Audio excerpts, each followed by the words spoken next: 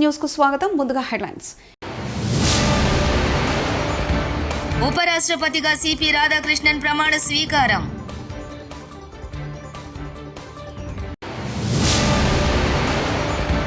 Telugu cinema ఇప్పుడు global cinema అవుతోంది. పవన్ కళ్యాణ్.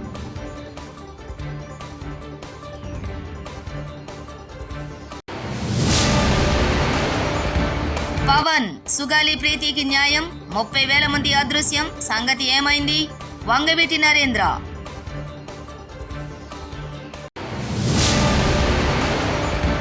వచ్చేసరి మా కాంగ్రెస్ పార్టీ గెలుస్తుందో లేదో తెలియదు, నేను మళ్ళీ గెలుస్తానో లేదో తెలియదు. జూపల్లి.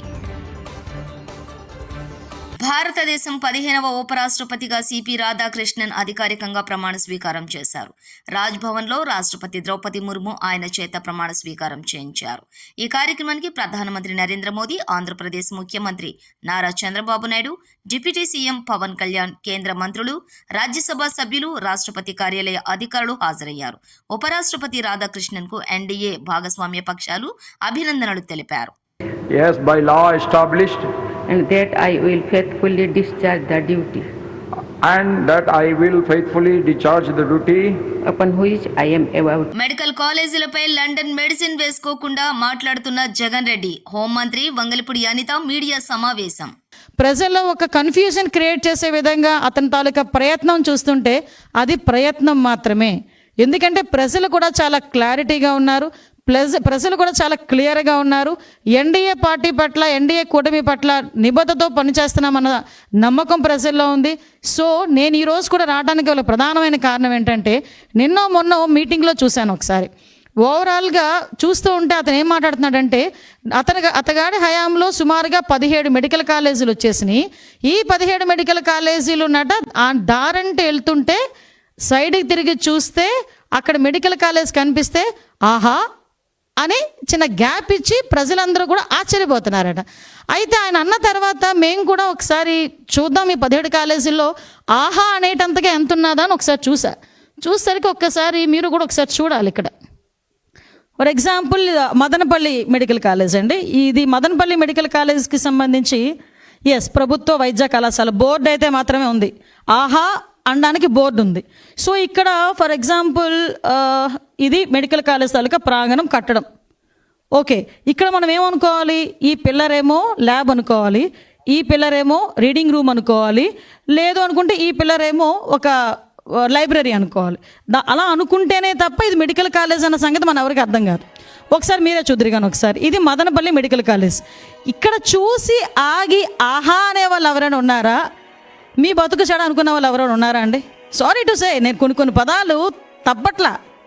ఎందుకనంటే ఏందండి ఇది అంటే, జగన్మోహన్ రెడ్డి మాయ చేస్తాడు, మంత్రాలు వేస్తాడని సంగతి తెలుసు, కానీ కట్టడమే లేకుండా ఇది కట్టడం ఉందని చెప్పి అది రోడ్డు మీద వెళ్తున్న వాళ్ళు ఆగి ఆహా అంటారు అంటే ప్రజలు ఏమైనా పిచ్చోళ్ళ? ఇది నిజంగా జగన్మోహన్ రెడ్డి ఆ రోజు మాట్లాడడం అన్నది నిజంగా చెప్పాలంటే ఒక రకంగా ఆయన గొయ్యి ఆయన తవ్వుకున్నట్టే. ఎందుకంటే 17 కాలేజీలు కట్టేసాము, 17 కాలేజీలు అడ్మిషన్స్ అయిపోతున్నాయి, మేము ఇలా చేసాము, ఇంతమందిని ఏంటంటే ఇంకో మాజీ మంత్రి అంటాడు, ఆయనకి తెలుగు ఉండి మాట్లాడుతున్నాడో తెలుగు లేక మాట్లాడుతున్నాడో తెలియట్లా, ఇంటికి ఒక వైద్యుడిని అందిద్దామని జగన్మోహన్ రెడ్డి అనుకున్నాడంట. ఇంటికి ఒక వైద్యుడిని అందిద్దామని జగన్మోహన్ రెడ్డి అనుకుంటే ఈ 17 కాలేజీల్లో ఇంకో కాలేజ్, ఇంకో మచ్చుతునక ఎక్కడంటే ఇది మార్కాపురం. జస్ట్ చూడండి ఒకసారి ఏ స్టేజ్లో ఉందో ఒకసారి చూడండి. తెలుగు సినిమా ఇప్పుడు గ్లోబల్ సినిమా అవుతోందని ఏపీ ఉప ముఖ్యమంత్రి సినీ నటుడు పవన్ కళ్యాణ్ అన్నారు. ఢిల్లీ పర్యటనలో భాగంగా నేషనల్ స్కూల్ ఆఫ్ డ్రామా కార్యాలయాన్ని ఆయన సందర్శించారు. ఈ సందర్భంగా మాట్లాడుతూ ఎన్ఎస్డీని చూస్తే మినీ ఇండియాలా దర్శనమిస్తోందని చెప్పారు. తనకు నటన నేర్పిన సత్యానంద్ ఎన్ఎస్డీ గురించి గొప్పగా చెప్పేవారని గుర్తు చేసుకున్నారు. కళలు లేకపోతే సమాజంలో హింస ప్రబలుతుందని వ్యాఖ్యానించారు. ఏపీలో ఎన్ఎస్డి క్యాంపస్ ఏర్పాటు చేసే ఆలోచనలో ఉన్నామన్నారు.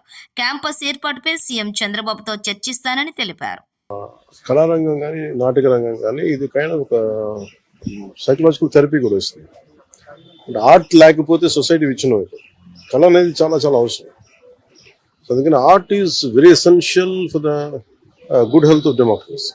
అందుకని దీన్ని జస్ట్ నేను సినిమా పరంగా కాకుండా any good art, any fine arts are very essential for the health of democracy. I think India government under the leadership of PM Modi ji is doing an amazing job, and letting the NSD National School of Drama as an autonomous body than before, and introducing Bharat Muni into this is the cultural ethos of our nation. Introducing Bharat Muni after post 2014, and that will bring a profound change in the existence of this and running of this institution. You have to really fight it out. It is like IIT. And చాలా capacity ఉండాలి. And that an amazing thing ఏంటంటే వాళ్ళందరూ different parts of the state. అంటే each state has got only 2 or 3 seats. I think 2 seats or 1 seat, something like that. And entire India is being mini India.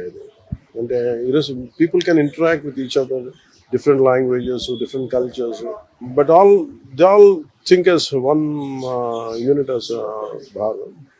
I think నాకు అది బాగా నచ్చుతుంది ఎన్ఎస్డీలో. నేను acting నేర్చుకున్నప్పుడు ఇక్కడ చదివిన ఇక్కడ చేసిన సత్యానంద్ గారు కొంతకాలం ఉన్నారు ఇక్కడ. సో ఆయన నాకు చెప్తా ఉండాలి ఎన్ఎస్డి గురించి. సో నాకు ఆ ప్యాషన్ ఉండిపోయింది చిన్నప్పటి నుంచి, నేను నేర్చుకున్న ఫార్మేటివ్ ఇయర్స్ నుంచి.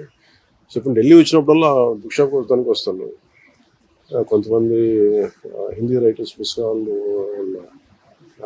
నాటకాలు ఇవన్నీ చదవటం. It's great experience. అండ్ ఇంతకుముందు కూడా గతంలో కూడా ఉమ్మడి రాష్ట్ర ప్రభుత్వంలో వచ్చినట్టుంది. నేను ఖచ్చితంగా అది పరిశీలిస్తాను. అంటే మనకి Telugu cinema become global phenomenon. అలాగంటే నేనేం నమ్ముతున్నానంటే art form first primary responsibilities to heal the people. అంటే సినిమా లేకపోతే కానీ ఆర్ట్ ఫామ్ లేకపోతే ఆటపాట లేకపోతే వైలెన్స్ పెరిగిపోతుంది మనుషులకి. ఏం అంటే ఆటపాట ఫైన్ ఆర్ట్స్ ఇవన్నీ ఏంటంటే it is an outlet of our inner turmoil, inner crisis. ఇది ఆర్ట్ అనేది ఎప్పుడు దీన్ని బయటికి తీసుకొస్తుంది. మేము ప్రత్యేకించి గ్లోబల్ ఫినామినన్ అయిపోయింది తెలుగు సినిమా. దానికి తగ్గట్టుగా టాలెంట్ కూడా పెరగాలి, కేబిలిటీస్ పెరగాలంటే. ఇప్పుడు చూడండి ఎన్ఎస్డి ఎక్కడెక్కడో మారుమూలల నుంచి they are able to pick. అలాగే మనకి ఆంధ్రప్రదేశ్ నలుమూలల నుంచి ఇంక్లూడింగ్ అసలు తెలంగాణ డబ్బు అంటే 70% ఆఫ్ ది స్టూడెంట్స్ అందరూ కూడా ఒక గ్రేట్ బ్యాక్గ్రౌండ్స్, ఆర్థికమైన ఉన్నత స్థితిగతుల నుంచి వచ్చిన వారు కాదు ఇక్కడంతా. అలాగే మనకు కూడా తీసుకురమ్మని చెప్తున్నాను కోర్స్ ఒకటి. దానికి కావాల్సిన ల్యాండ్ కూడా నేను ముఖ్యమంత్రి గారితో కూడా మాట్లాడతానని చెప్పాను. Sir I'm going to invite them official. Andhra Pradesh ప్రభుత్వం తరఫున ఇన్వైట్ చేసి ఒక ఎన్ఎస్డి క్యాంపస్ ఉంటే బాగుంటుంది. అలాగే నెంబర్ ఆఫ్ అంటే టాలెంట్ని గ్రూమ్ చేయడానికి చాలా అవసరం దొరుకుతుంది అనేది this what we should explore. చేతులెత్తేసిన జూపల్లి వచ్చేసారి మా కాంగ్రెస్ పార్టీ గెలుస్తుందో లేదో తెలియదు, నేను మళ్ళీ గెలుస్తానో లేదో తెలియదు. ఇందిరమ్మ నమూనా గృహ ప్రారంభోత్సవం సందర్భంగా సంచలన వ్యాఖ్యలు చేసిన మంత్రి జూపల్లి కృష్ణారావు, నేను హామీలు ఇవ్వను, ఎందుకంటే వచ్చేసారి మా కాంగ్రెస్ పార్టీ గెలుస్తుందో లేదో తెలియదు, అందుకే నేను హామీలు ఇవ్వను, నా వంతుగా ప్రయత్నం మాత్రం చేస్తా, నా నియోజకవర్గంలోనూ హామీలు ఇవ్వను, ప్రజలకు ఏం పనులు కావాలో అవి చేస్తా. మంత్రి జూపల్లి కృష్ణారావు.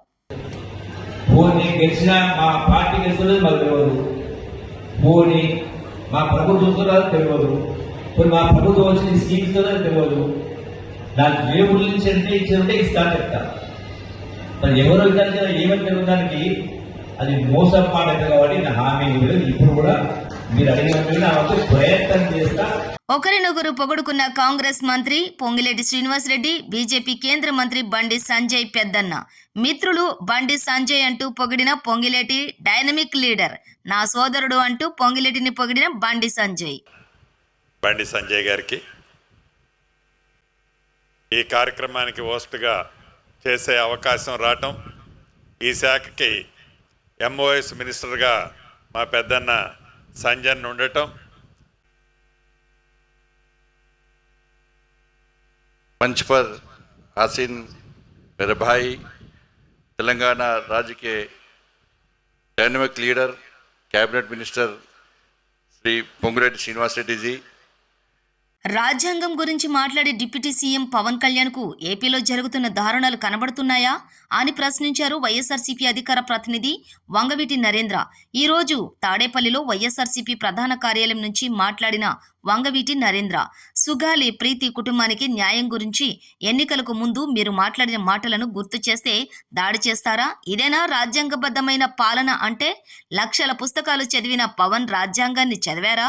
ఒకసారి చదివితే విషయాలు తెలుస్తాయి. లోకి వస్తే తీసుకొస్తామని చెప్పిన మాటని ఇదే గిరి గారు ఒక మీడియా మిత్రులు అడిగితే దానికి ఆయన చెప్పిన సమాధానం, ఎందుకు మరి పవన్ కళ్యాణ్ గారు ఏం చేస్తున్నారని అడిగారు. ఆయన చేసిన తప్పిదే.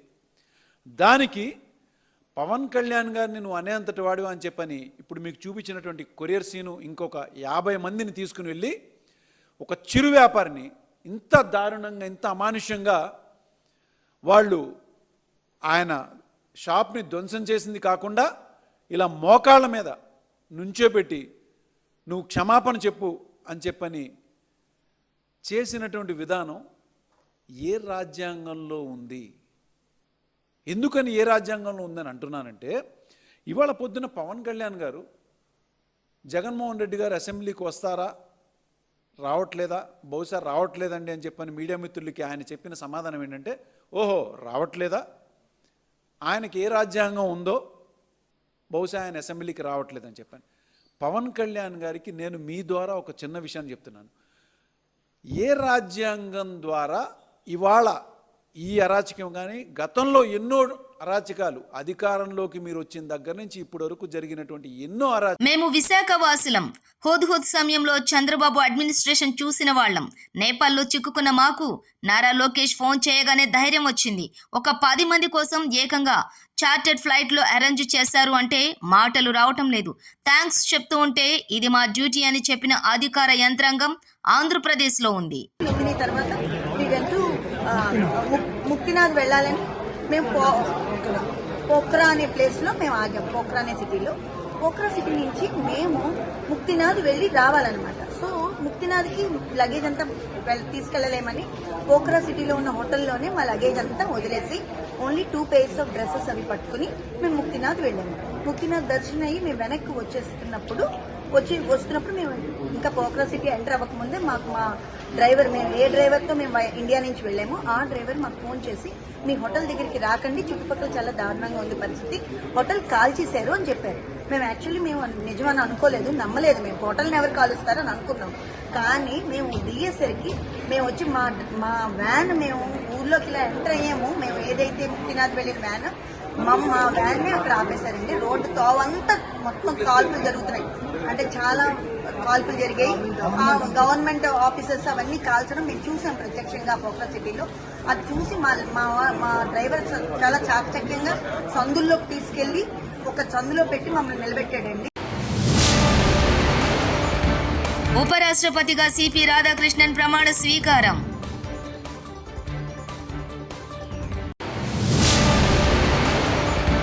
తెలుగు సినిమా ఇప్పుడు గ్లోబల్ సినిమా అవుతోంది. పవన్ కళ్యాణ్.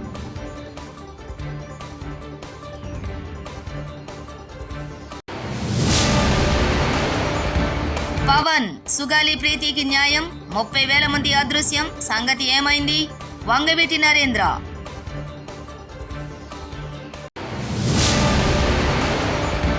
వచ్చేసరి మా కాంగ్రెస్ పార్టీ గెలుస్తుందో లేదో తెలియదు, నేను మళ్ళీ గెలుస్తానో లేదో తెలియదు. జూపల్లి. ఇవి బులెటిన్ విశేషాలు.